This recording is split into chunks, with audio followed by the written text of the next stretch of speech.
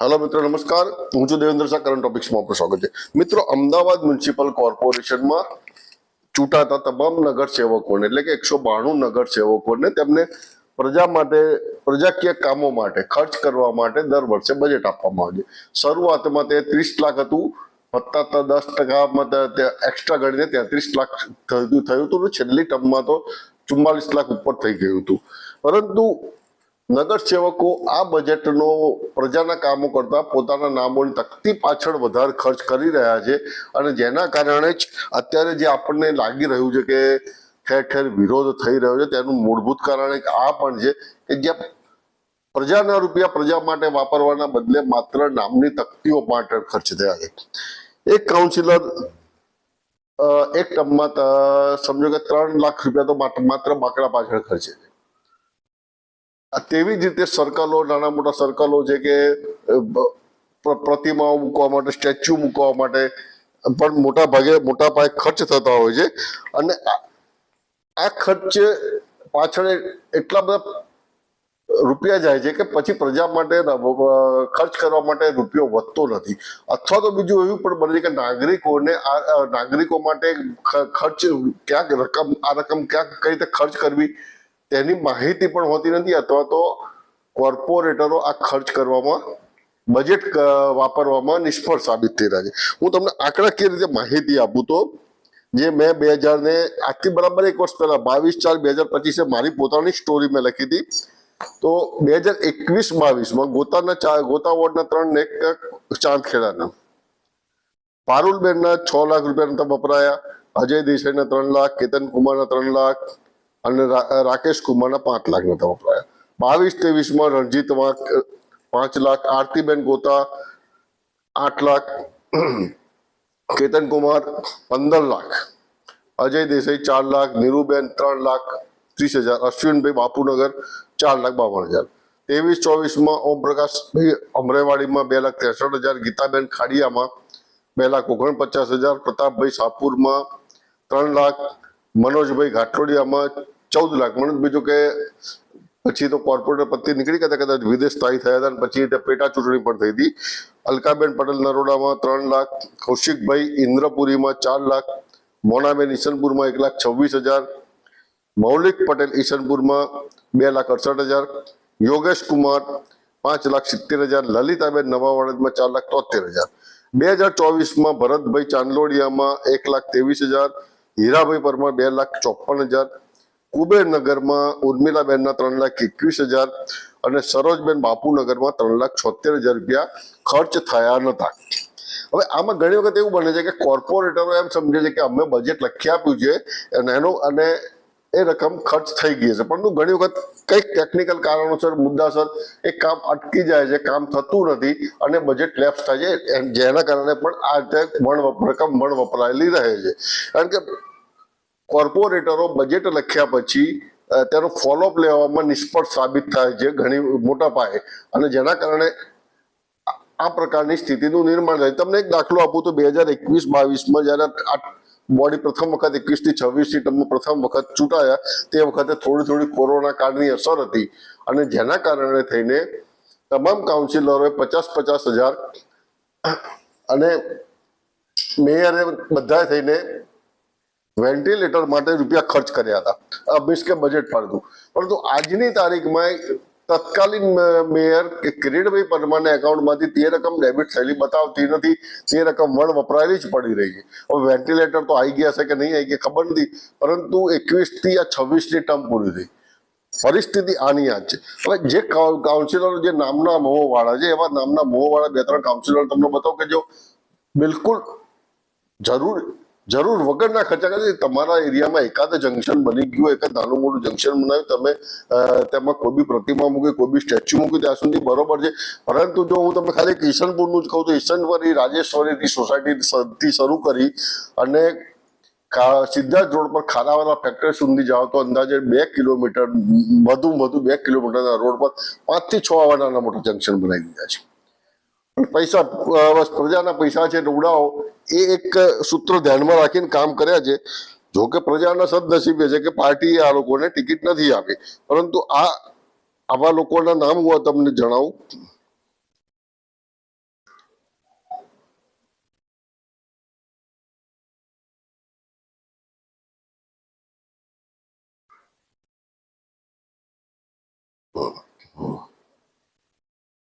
તો શંકરભાઈ ચૌધરીએ ઈશનપુરમાં એક ધનુષ સર્કલ બનાવ્યું હતું, 2.5 લાખ રૂપિયા ઈશનપુર. ગીતાબેન સોલંકીએ 3 લાખ રૂપિયા, એમણે બનાવ્યું હતું બંધારણ સર્કલ. દીવા સર્કલ એક બનાવ્યું હતું મૌલિકભાઈ પટેલે 3 લાખ રૂપિયા. મોનાબેન રાવલે સૂર્ય નમસ્કાર સર્કલ બનાવ્યું હતું 5 લાખ રૂપિયા. ફરીથી શંકરભાઈ ચૌધરી અને ગીતાબેન સોલંકીએ કમ્બાઈનમાં 7 લાખ રૂપિયાનું કામ બનાવ્યું ગોવર્ધન સર્કલ, જે ગોવિંદવાડી પાસે છે. હવે ગોવિંદવાડીમાં ગોવર્ધન સર્કલ બનાવ્યા છે, એની બાજુ દીપડો ને હરણ ને ચિત્તા કંઈકનું કંઈક નવું મેળવી દીધું છે. એના દરેકના પાસે 3-3 લાખ રૂપિયા અલગ ખર્ચ થયા છે. પછી નદી સર્કલ, નંદી સર્કલ છે આપણે રાજેશ્વરી સોસાયટી પાસે. શંકરભાઈ ચૌધરી અને ગીતાબેન સોલંકીએ ફરીથી પાછું મિક્સમાં 6 લાખ રૂપિયા. સમજો તમે આ લોકોના ખર્ચા. ત્રિશુર સર્કલ શંકરભાઈ ચૌધરીએ 3 લાખ રૂપિયા. અચ્છા, અને મહારાણા પ્રતાપ સ્ટેચ્યુ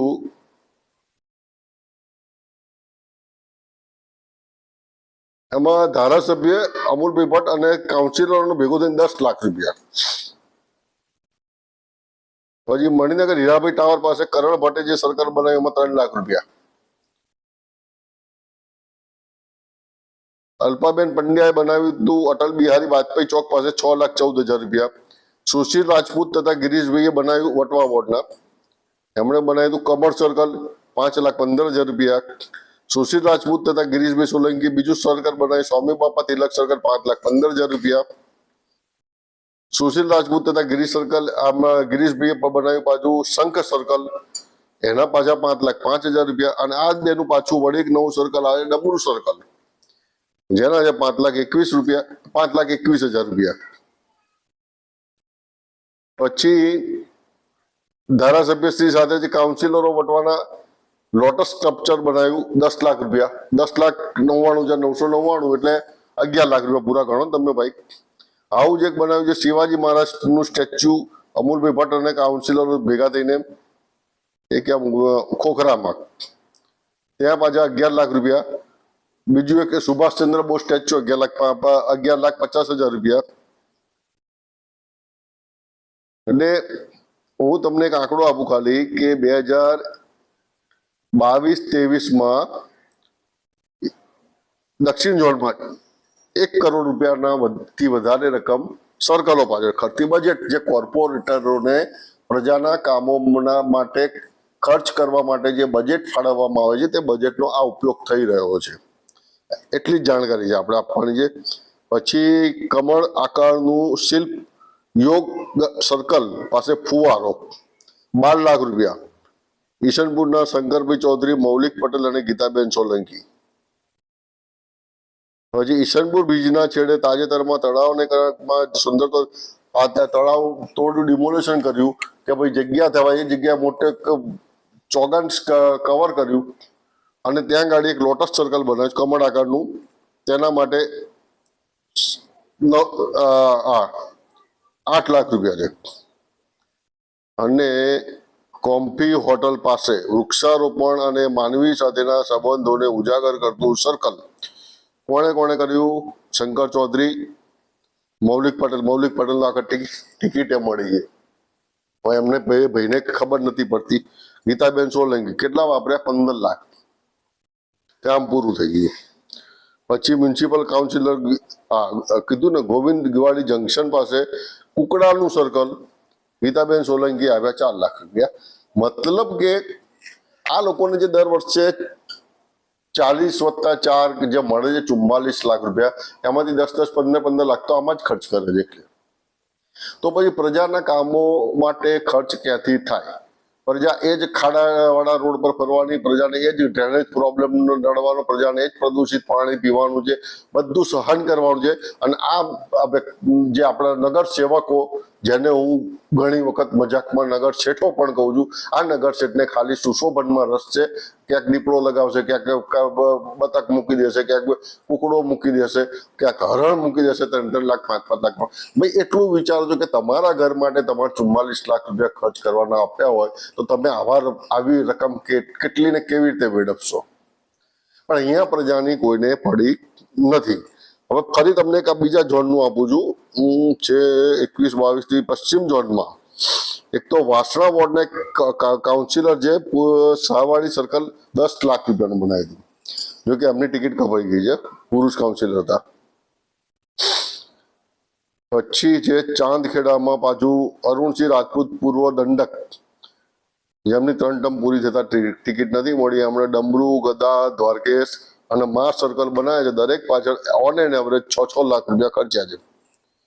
21, 22, 23માં જ 6 લાખ. પ્રજાને કામની જરૂર નથી, પ્રજા ખાડામાં પડી રહે, પ્રજાને પોલ્યુશન નો આવે, જે બી થવું એ થાય. હવે એજ્યુકેશન સર્કલ ચાંદખેડામાં જ રાકેશભાઈ બ્રહ્મભટ્ટ અને રીટાબેન પટેલ કોર્પોરેટરે 6,93,000. આ લોકોએ પાછું ધાર્મિક સર્કલ બનાવ્યું, એના 6,98,000. પછી ગીતાબેન પટેલ ડેપ્યુટી મેયર પૂર્વ, એમણે દેવેન્દ્ર સોસાયટી પાસે બનાવ્યું, બસ સ્ટેન્ડ પાસે 6,84,000. પલ્લિયનગર 4 રસ્તા પાસે બનાવ્યું 6,84,000. વિજયનગર 4 રસ્તા પાસે મ્યુનિસિપલ કાઉન્સિલર જયેશ પટેલ, ગીતાબેન પટેલ, દર્શનભાઈ શાહ અને બૃંદા સુરતી એ વખતે બનાવ્યું હતું 7,29,000માં. અને બોલો, એટલે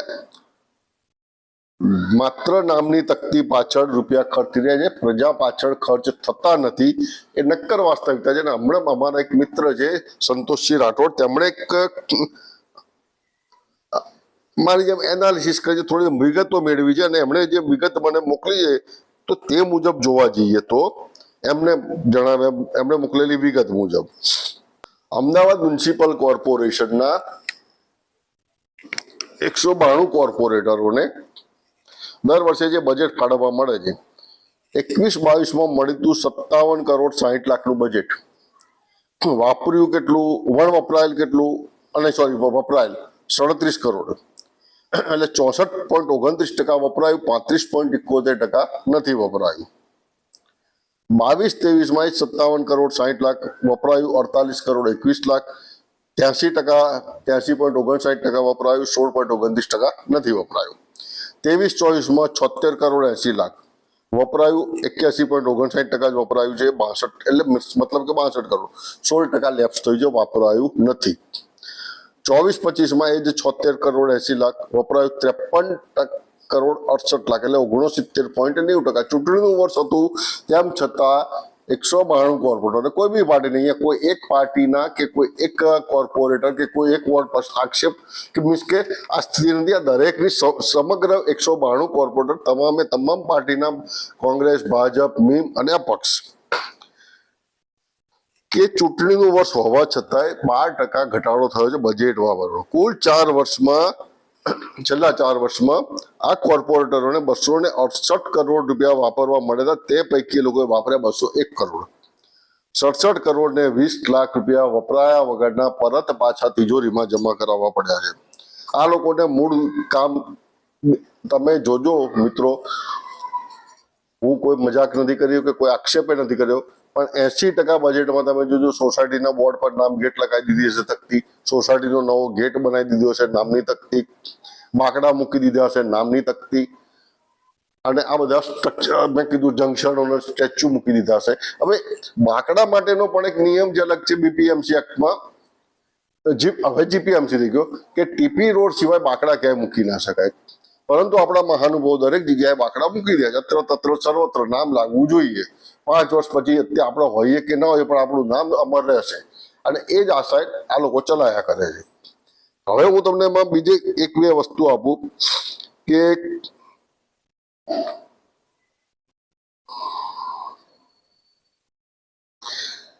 મ્યુનિસિપલ કોર્પોરેશનમાં સેક્રેટરી ઓફિસમાં રિપોર્ટ મુજબ બાકડા પર કાઉન્સિલરનું નામ મૂકવા અંગેનો કોઈ જ ઠરાવ થયો નથી. આ એક નવો છે નિયમ, જે કોઈ જાણતા નથી. તેમ છતાં કોર્પોરેટરો પોતાના નામ ઠેર ઠેર ઠોકી દે છે. અને આમાંથી બજેટમાંથી એસી ખરીદાતું નથી. તેમ છતાં ભાઈપુરા બોર્ડના કાઉન્સિલરો ગૌરાંગ પ્રજાપતિ, મીરાબેન રાજપૂત અને વસંતીબેન પટેલ દ્વારા સબ ઝોનલ ઓફિસ માટે 1,40,000 રૂપિયા ફાળવવામાં આવ્યા હતા. તેના માટે એર કન્ડિશન માટે, અધિકારીઓ ઠંડારે કામ કરે એમના, એના માટે. હવે 1 વસ્તુ એવી પણ છે જે જાણવા મળેલી છે, ઘણા સમયથી ધરબાઈ ગયેલી હતી, પરંતુ સત્તાધારી પક્ષના કોઈ મહિલા કાર્યકર વોટર પ્યોરિફાયરનું કોઈ એમની એજન્સી હશે કે કોઈ ધંધો કરતા હશે, તેમને મદદ કરવા માટે થઈને કે અન્ય કારણોસર તત્કાલીન પ્રભારી કોર્પોરેશનના તત્કાલીન પ્રભારીએ મોટા ભાગના કોર્પોરેટરો પાસેથી ₹2,90,000 બજેટ લખાયા હતા વોટર પ્યોરિફાયર માટે, અને તે મ્યુનિસિપલ સ્કૂલ બોર્ડમાં મ્યુનિસિપલ શાળાઓમાં મુકાવવા માટે થઈને. આ એક જબરજસ્તીનો સોદો હતો, પરંતુ પ્રભારીને કહે કોણ, જેના કારણે થઈને આ ₹2,90,000 એક કોર્પોરેટર દીઠ આવા ફળવાયા હતા, જે સ્કૂલ બોર્ડમાં મુકાવાય. બાળકો માટે બાળકોને શુદ્ધ પાણી મળે તેની સામે કોઈ વાંધો નથી, પરંતુ માત્ર એક વ્યક્તિ માટે થઈને તમે બધાને જોડેથી જબરજસ્તી કેટલાકની પાસેથી તો કોરા લીધા હોવાની પણ ચર્ચા છે. જો કે આપણી પાસે તેના કોઈ પુરાવા નથી. મતલબ અહીંયા એ છે કે કોર્પોરેટરોને બજેટ ક્યાં વાપરવું તેની પૂરતી સમજ નથી, અથવા તો તેમને શીખવાડવામાં આવતું નથી.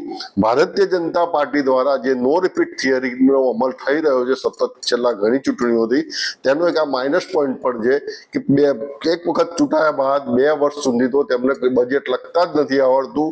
તેઓ બજેટ માટે સિનિયર કોર્પોરેટરોની આસપાસ આટા મારતા છે કે કઈ રીતે લખવું, અથવા તો પછી અધિકારીઓને કયા મુજબ લખી કાઢે છે, અને કોઈ પણ રીતે બજેટ વેડફાય છે.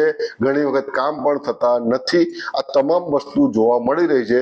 આશા છે કે નવી ટર્મમાં ચૂંટાયેલા કોર્પોરેટરો એટલીસ્ટ તેમને પ્રજાના કામ માટે ફાળવવામાં આવતા બજેટની રકમ પ્રજા માટે જ ખર્ચ કરશે તેવી આશા રાખીએ છીએ. આશા છે આ વિડીયો આપને પસંદ આવી હશે.